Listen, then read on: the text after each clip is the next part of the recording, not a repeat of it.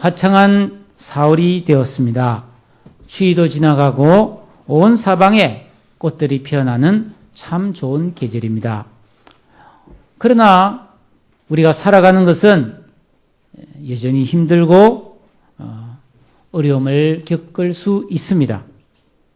근데 하나님께서 이 4월의 계절에 막 사방에 꽃이 피게 하시는 것은 수고롭게 살아가는 우리를 위로하시고 우리에게 값없이 기쁨을 주시는 은혜인 줄로 믿습니다. 저는 차를 타고 가거나 일 가다가 꽃이 막 그리 피어 있으면 야, 하나님 나한테 꽃다발 주시네 이 생각하고 감사하고 저게 나를 위해 피었다고 생각하고 있습니다. 여러분도 착각하셔도 됩니다. 그죠? 예. 여러분 하나님 주시는 꽃 선물을 좀 많이 받고 이번 계절에 행복해지시기를 축복합니다.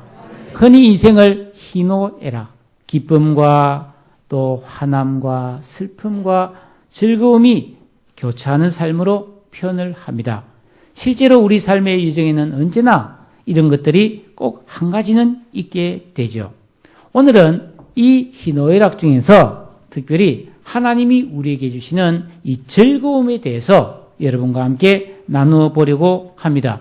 요즘 여러분을 즐겁게 하는 것들은 무엇입니까? 과거에 고등학교 다닐 때 배운 책에서나 이런저런 문구를 찾아보면은 옛 성현들 중에도 이 인생의 즐거움이 무언가를 참 많이 탐구했던 것을 알 수가 있습니다. 유명한 학자여 세계적인 성자에 속한다는 이 공자는 인생의 세 가지 즐거움을 이렇게 말했죠. 예. 좀 어려운 글씨입니다. 그죠? 하기 시습진 부럭이로 하죠. 배우고 때로 익히면 즐겁지 않은가. 학자다운 말씀이죠. 그리고 유붕 원방래 부력 낙고라. 이거 멀리 있는 아주 뜻이 많은 친구가 나를 찾아오면 이거 얼마나 즐거우냐. 네? 또 하나는 인부지불온 부력군자오라. 누가 나를 알아주지 않아도 열받지 않으면 이게 참 군자가 아닌가. 그러니까 내가 스스로 바르게 살면 되지 꼭 누가 알아주지 않아도 내가 바르게 살면 그게 참 즐거운 일이라는 것입니다. 이 공자와 또 상병을 이루고 있는 맹자란 분도 이 군자, 참 학문을 닦고 인격을 연마하는 이 군자에게 세 가지 즐거움이 있는데 이것도 좀 쉬워요. 부모구존, 형제무고. 부모님이 잘 살아계시고 형제들이 다 잘 지내면 그게 일락이라는 겁니다. 첫 번째 기쁨이라고 합니다. 두 번째로는 앙불개천, 부불자거인. 하늘을 우러러서 부끄러움이 없고 사람들을 만나도 부끄러움이 없는, 하늘과 사람 앞에 한 점 부끄러움이 없는 그런 삶을 사는 사람은 너무 즐겁다는 거예요. 세 번째로는 이분은 선생님인 것 같아요. 득천하 영재 이교육지라. 천하의 똑똑한 사람을 이렇게 모집해서 그 사람들을 교육하는 즐거움이 크다고 이제 그렇게 말했습니다.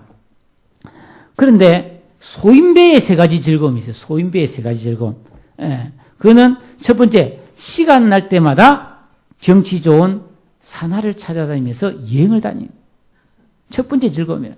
두 번째는 좋은 친구를 만나서 재밌게 노는 것이고, 세 번째가 맛있는 맛집을 찾아다니면서 음식을 먹는 게 세 번째 즐거움이다. 그렇게 말했는데, 저도 이게 좋습니다. 예. 근데 우리나라의 조선 중기에 아주 영의정까지 지낸 유명한 신흠이라고 하는 이분이 자기 호의 상촌인데, 상촌집에 인생의 세 가지 즐거움을 간략하게 말했더라고요. 문을 닫으면 마음에 드는 책을 읽는 것이 즐거움이고, 문을 열면 좋은 손님을 맞이하는 것이 두 번째 즐거움이고, 또 문을 나서면 마음에 드는 산천 경계를 찾아가서 노는 것이 세 번째 즐거움이다. 그렇게 말했습니다. 그래서 제가 가만히 생각했더니, 그러면 목사의 세 가지 즐거움은 뭘까를 생각했어요. 목사 삼락이 뭐냐?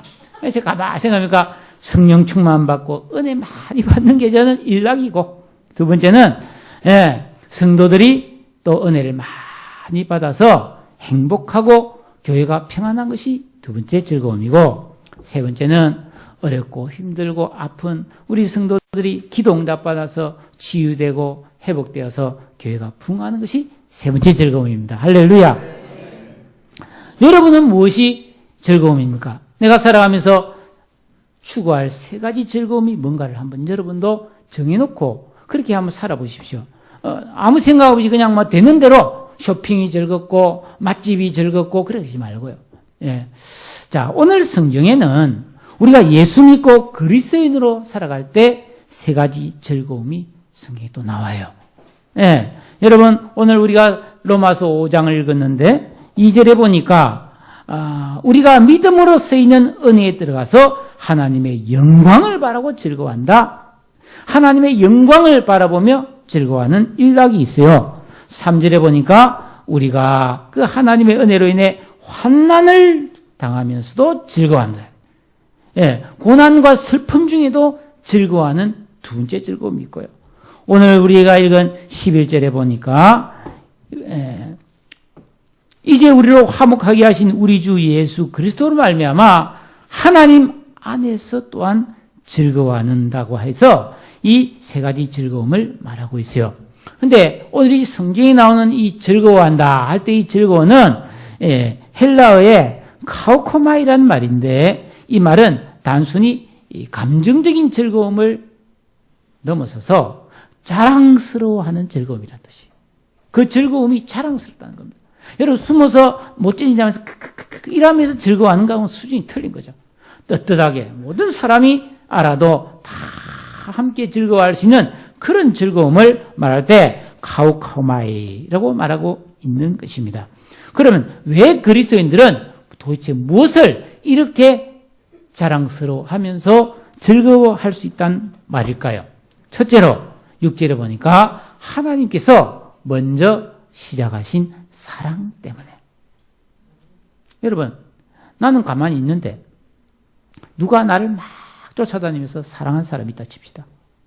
근데 저 사람이 어떤 사람일까 했는데 알고 보니까 와, 그 사람이 너무 좋은 사람이에요. 너무 생각도 깊고 너무 착하고 너무 진실하고 정말 그 사람이 진심으로 정말 나를 사랑한다고 그 사랑 받아줘야죠. 그죠? 그래서 사랑하게 될 때 얼마나 기쁘겠습니까? 하나님께서 그분의 그 거룩하시고 영원하시고 진실하시고 천지를 창조하신 그 하나님이 먼저 나를 사랑해 주셨다는 겁니다. 그러니까 내가 그 사랑을 받고 보니까 와, 이게 진짜 대단한 사랑인 거야. 그러니까 기뻐할 수밖에 없다는 겁니다. 놀라운 것은 우리가 아직 연약할 때에 하나님이 먼저 사랑을 시작했다는 것입니다. 여기서 연약하다는 말은 우리가 흔히 생각하는 것처럼 힘이 없고 부족한 것이 아니라 선한 구석이라는 하나도 없고 완전히 타락하여 그 사람이 장래를 전혀 기대할 수 없는 그런 절망 상태에 있는 그런 사람을 연약하다고 표현했어요. 그런데 먼저 사랑을 시작했다는 겁니다. 하나님께서. 아무 아쉬울 것 없는 하나님이 먼저 사랑을 시작했다는 겁니다. 그래서 기약대로 그리스도께서 경건치 않은 자를 위해 죽으셨어요. 여러분, 이 기약대로란 말은 하나님이 오래전에 약속하신 대로. 여러분, 우리가 어떤 약속을 했습니다. 근데 약속을 잘 어기잖아요. 왜 어깁니까? 그 약속을 했지만은 지키려고 하니까 내가 손해가 된다든지, 약속을 지키려면 내가 너무 고생을 하겠다든지 그러면 약속을 안 지킵니다. 근데 하나님은 장차 예수 그리스도를 이 땅에 보내셔서 십자가에 달려 죽게 하심으로써 우리를, 연약한 우리를, 희망 없는 우리를 구원하려고 계획을 했는데 그 계획을 어기지 않고, 약속을 어기지 않고 약속대로 죽게 하셨다는 거예요. 그래서 연약한 우리를 구원해 주셨다는 것입니다. 경건치 않은, 하나님을 배척하는, 죄를 많이 짓는 우리를, 그래서 회복할 가능성이 없는 우리를 먼저 사랑하심을 시작하셨다고 하는 것입니다. 사랑하는 여러분, 만약에 미국 대통령이 자기가 기르는 개가 물에 빠졌는데 이 개를 건져내느라고 대통령이 죽어버렸다. 그러면 이게 얼마나 우스운 뉴스예요. 그죠? 대통령이, 그까지 개 때문에 미국 대통령이 죽었다니 참 희한하다. 그럴 텐데, 여러분, 예수님이 연약한 우리를 위해서 죽으신 것은 그 이상이라는 겁니다. 예? 우리 인간은 다 태어날 때부터 죄 중에 태어나서 절대로 벗어날 수 없는 멸망길을 향해 갈던 폭주기관차와 같았습니다. 그런데 이런 연약한 우리를 사랑하여 주님이 죽으시고 사랑을 시작하셨다고 하는 것입니다. 이 사랑을 우리가 깨닫게 될 때에 우리 속에 기쁨이 일어나는 거예요. 여러분, 사랑받는 기쁨 얼마나 큽니까? 그죠? 누군가 나를 진심으로 사랑하고 아껴준다면 얼마나 행복하겠어요. 근데 예수님께서 나를 위해 죽어주셨어요. 그렇게 사랑했다는 것을 깨닫게 되면 우리 마음에 내가 이렇게 사랑받을 수 있구나. 내가 이렇게 전 귀한 사랑을 입었구나 하면서 마음에 즐거움이 생기는 것을 믿으시기를 바랍니다. 두 번째로는 예수님께서 우리를 위하여 죽으셨다고 하는 것은 참 사랑이라는 것입니다. 참 사랑. 예, 여러분 다른 사람에게 신세 져본 적 있습니까? 아니면은 신세를 끼친 적이 있습니까? 저는 신세를 받아본 적이 많이 있어요. 근데 신세를 지고 나면 불편해요. 어떻게든 좀 갚아야 되겠다. 그런 생각을 많이 하게 됩니다. 몇 년 전에 처음으로 제가 미국에 가본 적이 있잖아요. 우리 친구 목사님이 미국의 버지니아로 하는 아주 시골에서 교회를 하는데 그 교회 와서 말씀을 좀 해달라고 초청을 했어요. 그래서 갔는데 그 시골이라 호텔이 없어요. 그러니까 그 동네 그 교회 성도의 집에서 일주일을 묵었습니다. 그 성도는 한국인 여자인데 미국인과 결혼했는데 할머니예요. 할머니. 남편은 할아버지야. 은퇴한 할아버지. 머리가 크긴데 키가 엄청 커요. 근데 이 집이 2층인데 2층에서 일주일을 묵는데 얼마나 극진하게 대접해 주는지. 한국에서 손님이 왔다면서 그 미국인 할아버지가 말이죠. 막 이따만한 고기를 있잖아요. 구워가지고 먹으라고 주는데 어떻게 다 먹어요? 아침 되면 팬케이크라고 그냥 부침개 같은 거 있잖아요. 거기다가 막 이 시럽을 막 우와 잠수를 시켜서 주는 거예요. 아이고 참. 그러고 막 커피잔 다 이만해.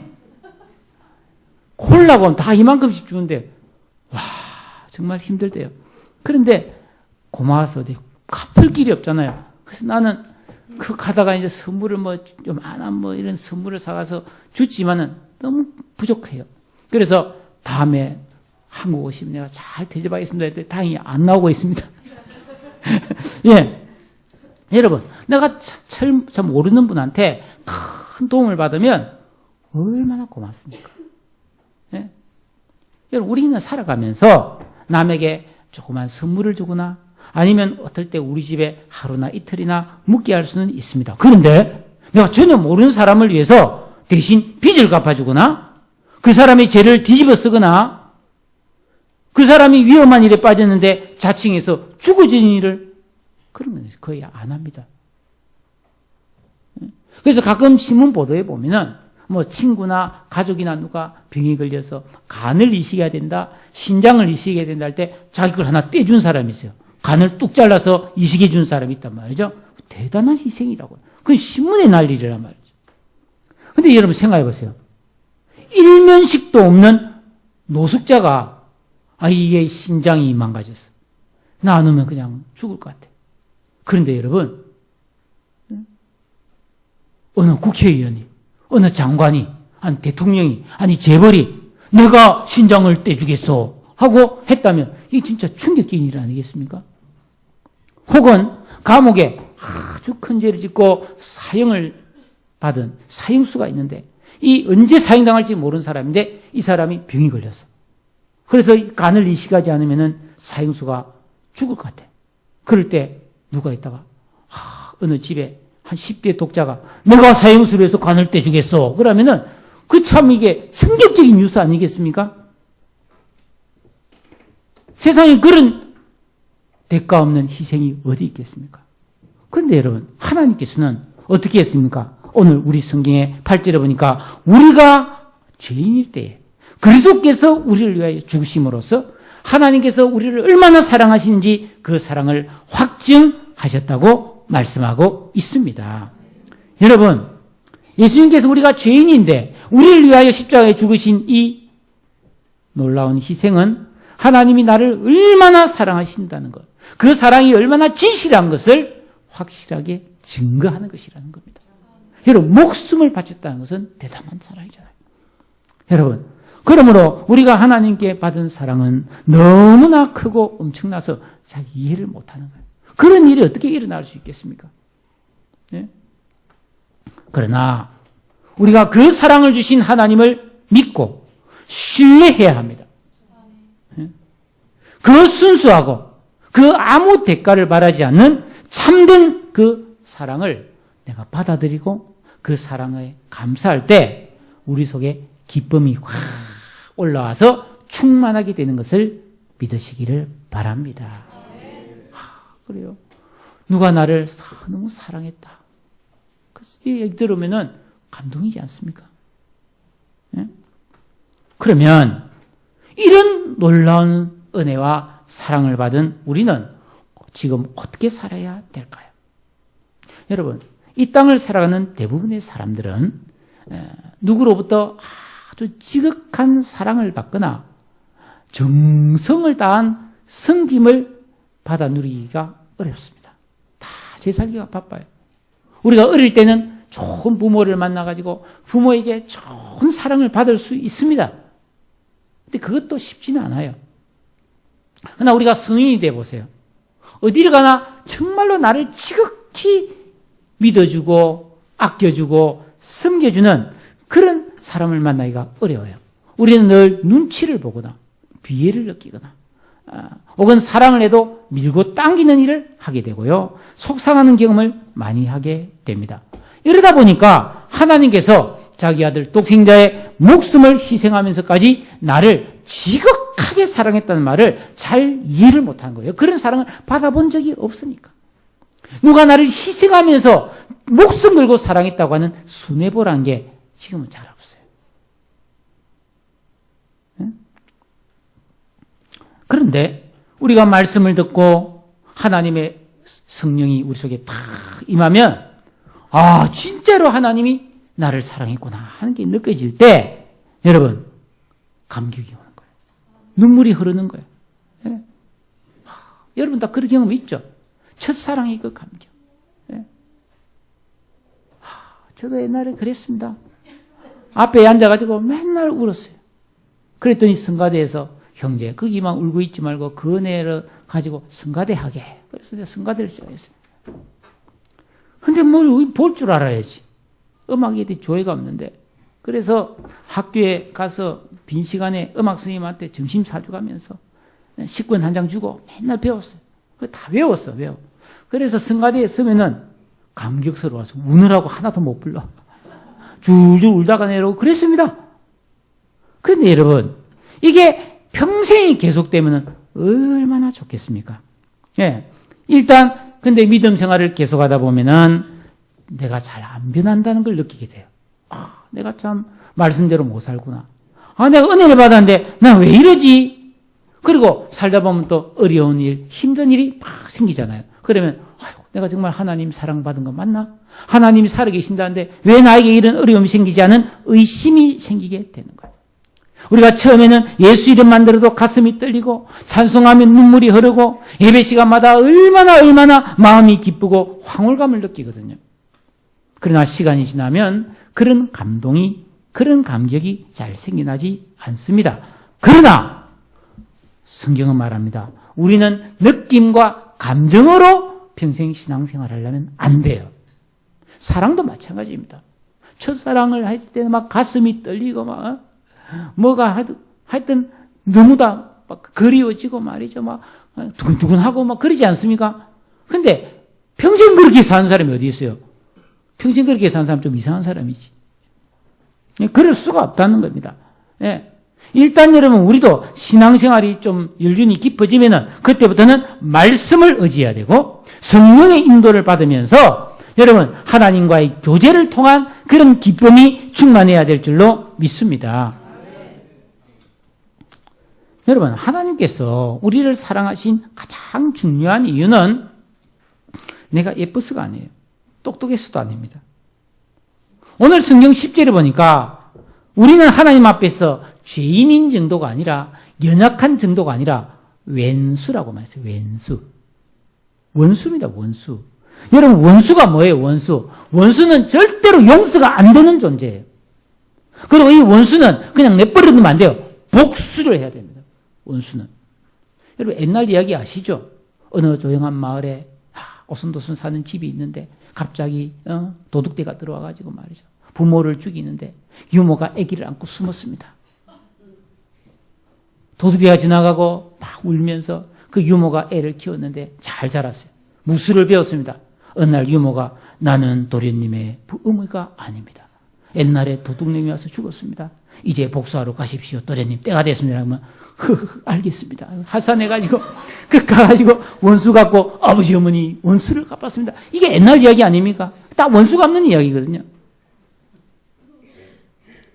근데 하나님은 우리가 원수였다요. 우리가 하나님 원수였다고 해서 죄를 지었으니까. 그런데 하나님께서 우리를 복수하고 멸망시킨 것이 아니라 우리를 사랑해가지고 자녀 삼아주고 우리와 함께 화목하게 오순도순 잘 살자고 하셨다는 겁니다. 이거 얼마나 믿기 힘든 겁니까? 원수를 사랑해서 가족이 되었단 말이에요. 우리가 바로 이런 믿음을 가진 그리스도인 줄로 믿습니다. 그러면 이제 뭐 해야 되겠어요? 뭐 해야 되겠어요? 그게 11절에 나옵니다.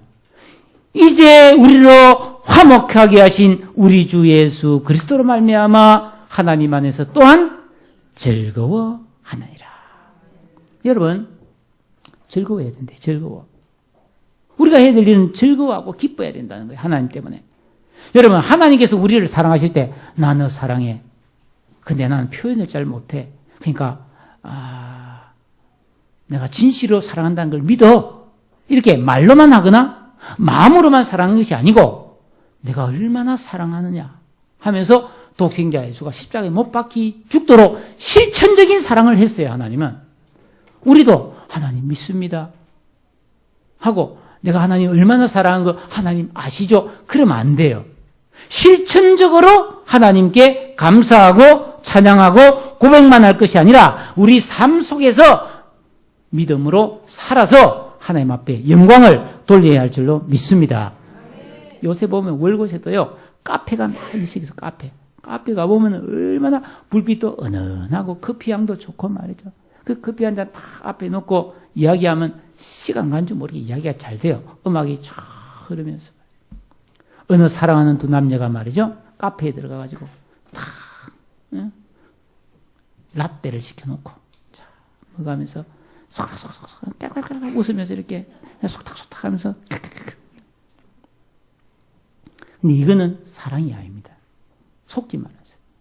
그건 사랑이 아니고 밀당일 가능성이 많고 그 다음에 고백과 사귐이지 사랑이 아니에요. 진짜 사랑은 뭐냐면 그들이 결혼한 후에 가정생활에서 해야 되는 거예요. 사랑은.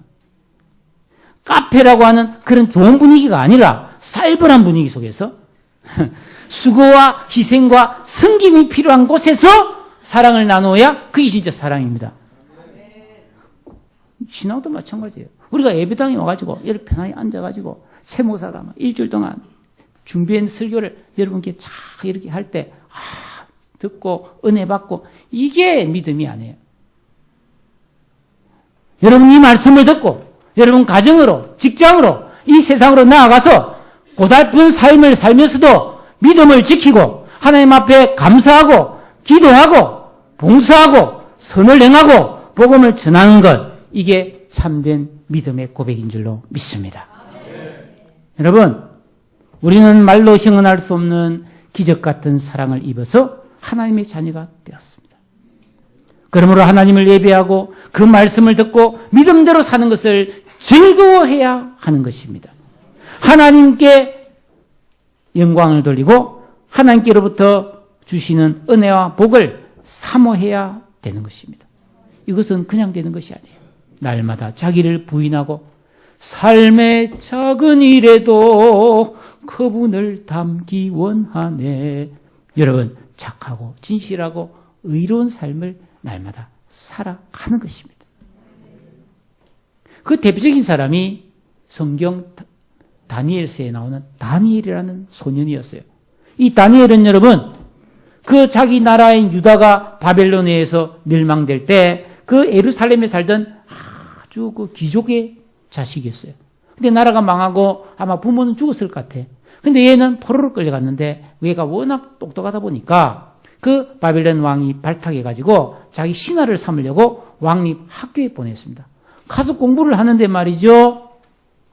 아주 좋은 음식을 주는 거예요. 그 기숙사에서.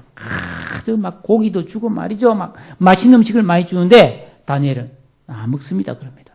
왜냐하면 그 왕이 내려주는 음식은 전부 다 우상에게 제사드린 제물이었거든요. 자기 그거 안 먹겠다. 자기는 그걸 먹어서 더럽히기 싫다는 겁니다. 나는 물과 채소만 먹겠다고 그랬습니다.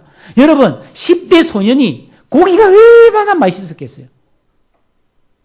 실제로 이 고기를 맛을 보면은 정말 빈대라도 잡아먹는다 그러잖아요. 이 고기 안에는 아미노산이라는 아미노산이 들어있기 때문에 꼭꼭 씹으면은 그 육즙이 얼마나 맛있어. 다니엘이 왜 고기를 안 먹겠어요? 걔가 원래 고기 싫어해서 그렇습니까? 아닙니다. 믿음의 순수함을 지키기 위해서 희생하는 거예요, 자기를. 절제한 겁니다. 예? 하나님께서는 이 다니엘에게 은혜를 주셔가지고요, 고기 잘 먹고 말이죠, 배부르게 먹은 소년보다 다니엘의 얼굴은 더욱더 윤기가 있고 아름다웠다고 했어요. 여러분, 좋은 얼굴을 가지고 싶으십니까? 좋은 거 많이 먹으려 하지 말고요, 은혜를 받으세요. 하나님께 복을 받아 영혼이 잘 되면은 우리 얼굴도 아름다워질 줄로 믿습니다. 그 후에 다니엘은 75년을 살아가는 동안에 6명의 왕이 바뀌고 나라가 2번이나 바뀐 중에도 계속해서 고위 관리에 있습니다. 그는 부정부패를 하지 않았습니다. 무리하게 욕심을 내거나 명예를 탐하지 않았습니다. 왜요? 하나님으로 인한 즐거움이 충만했기 때문입니다. 예? 내 기도하는 그 시간, 그때가 가장 즐겁다. 다니엘은 기도 시간이 너무 좋았어요. 그래서 사자굴에 집어넣는다는 왕의 명령이 있음에도 불구하고 그는 기도했습니다. 사자굴에 들어갔습니다. 그러나 하나님이 다니엘을 보호해 주셨습니다. 다니엘은 하나님으로 인해 즐거워했습니다. 여러분, 우리가 힘들고 어렵지만은 예배를 쉬지 아니하고 기도하며 묵상하며 하나님 뜻대로 살아가면 반드시 하나님께서 우리의 삶을 지키시고 우리의 영혼과 삶에 놀라운 비밀한 기쁨과 즐거움을 부어주실 줄로 믿습니다. 이 기쁨으로 살아가시기를 축복합니다. 나는 하나님과 원수가 되었던 인간이에요. 그런데 하나님께서 일방적으로 이해할 수 없는 어마어마한 사랑을 부어주셔서 하나님의 자녀가 되고 하나님과 화목하게 되고 하나님이 주시는 기쁨으로 살아갈 수 있게 되었습니다. 즐거워한다고 하는 것은 감정적인 기쁨만이 아니라 자랑스러워함이라고 서두에서 말씀드렸죠. 꽃이 피어나면 그 꽃은 숨길 수 없습니다. 향기가 나고 아름다운 그 꽃의 자태를 드러내듯이 우리가 하나님께 구원을 받고 사랑을 받고 정말 은혜를 입은 자라면은 우리도 기뻐하며 감사하며 이 세상에 그리스도의 향기와 하나님의 사랑을 나타내야 될 줄로 믿습니다. 여러분의 즐거움은 무엇입니까? 그것이 무엇이든 간에 하나님이 부어주시는 사랑과 구원의 즐거움과 비교할 수 없습니다. 예배의 즐거움을 누리시기를 축복합니다. 기도의 즐거움을 누리시기를 축복합니다. 묵상의 그 깊은 즐거움을 맛보시기를 바랍니다. 하나님 앞에 헌신하며 교회를 사랑하며 복음을 전하는 그 놀라운 충만한 기쁨을 맛보시기를 축복합니다. 이제는 세상의 기쁨이 아니라 구원의 즐거움으로 기뻐하는 우리 모두가 되시기를 주님의 이름으로 축복합니다. 기도하겠습니다. 오늘 이 말씀을 생각하면서 다 같이 우리 통성으로 기도합시다. 하나님, 내가 연약할 때 먼저 사랑을 시작했으니 즐거워합니다. 하나님, 내가 죄인인데 나를 위해 죽으셨더니 그 사랑은 정말 진실한 것을 내가 믿으니 기쁩니다. 그리고 하나님, 이제는 정말 하나님과 원수였는데 화목하게 잘 지내자고 나를 용서해 주시니 감사하고 그래서 기뻐합니다. 이 세상의 즐거움, 재미나게 사는 즐거움이 아니라 하나님 주신 은혜, 구원의 즐거움으로 살게 해 주옵소서. 그 기쁨 충만하게 누리고 범사가 잘 되게 해 주옵소서. 다 같이 통성으로 기도하겠습니다. 사랑해 주님, 은혜와 사랑을 감사합니다.